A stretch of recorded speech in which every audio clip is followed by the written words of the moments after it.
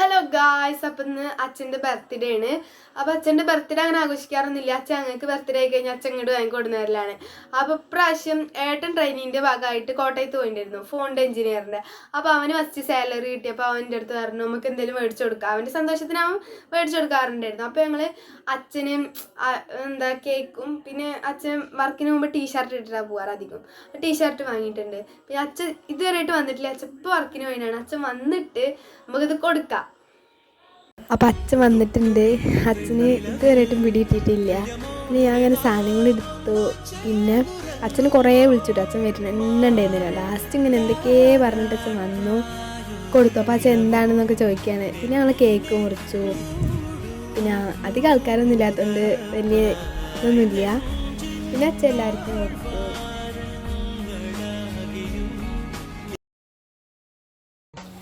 പിന്നെ അമ്മയ്ക്ക് തീരെ വീഡിയോയിൽ വരുന്ന ഇഷ്ടമല്ല.